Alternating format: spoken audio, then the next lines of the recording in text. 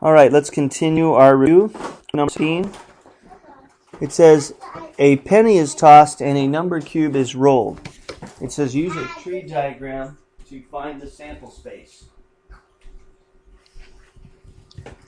So using a tree diagram simply means I want to draw out what all the possibilities are. So if a coin is flipped, the two possibilities would be heads and tails.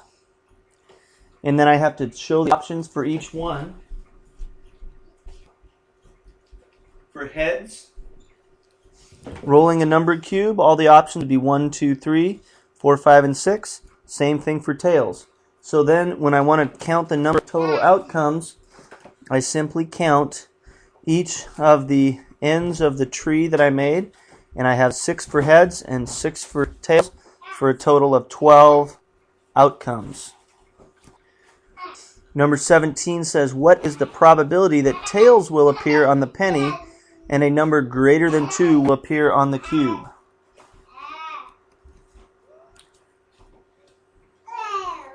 So the chance that tails will appear on the penny is 1 out of 2,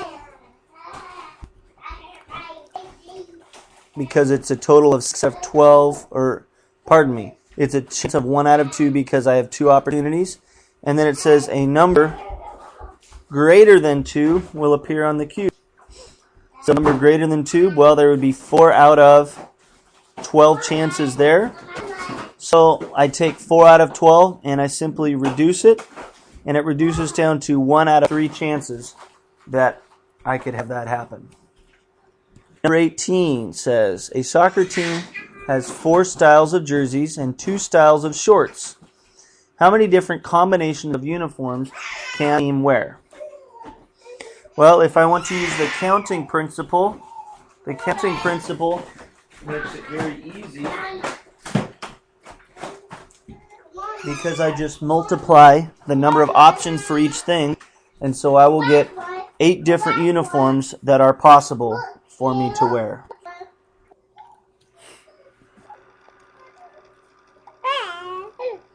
Okay, number 19 says a bag contains 5 red marbles, 7 black marbles, and 3 blue marbles. 1 marble is drawn and replaced. Another marble is drawn. What is the probability that the first marble is red and the second marble is blue? So this problem is an example of what we call independent probability, where the first event does not affect the second event because the marble is replaced. And the word "and" in the probability means that I will multiply the probability for each individual event together to find the total probability of both events happening in that order. So the first one is 5 out of 15, because there are 5 red marbles and a total of 15 marbles altogether. And the second one is 3 out of 15, which reduces down to 1 out of 3. The first one reduces to 1 out of 5. I multiply those and I get a final probability of 1 in 15 that the first marble I'm going to draw is red and the second marble would be blue. Number 20 says, suppose 1 marble is drawn and not replaced. Then a second marble is drawn. What is the probability that both marbles are black?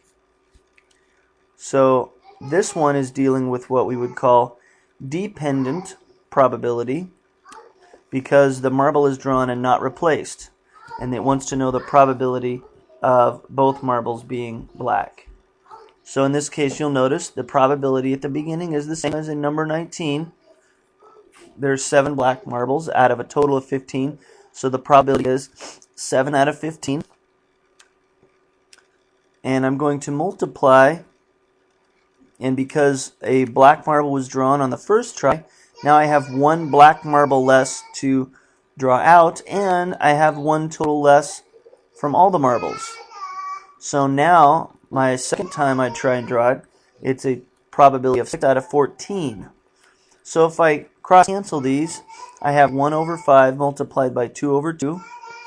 And the reason why I get that is because 3 goes into 6 2 times, and 3 goes into 15 5 times, and 7 goes into 7 one time, and 7 goes into 14 two times.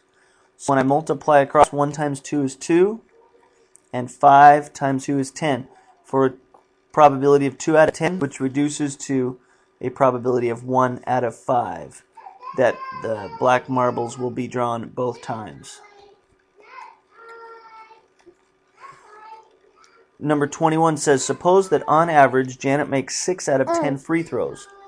Describe how you can use random numbers to simulate Janet's free throw attempts.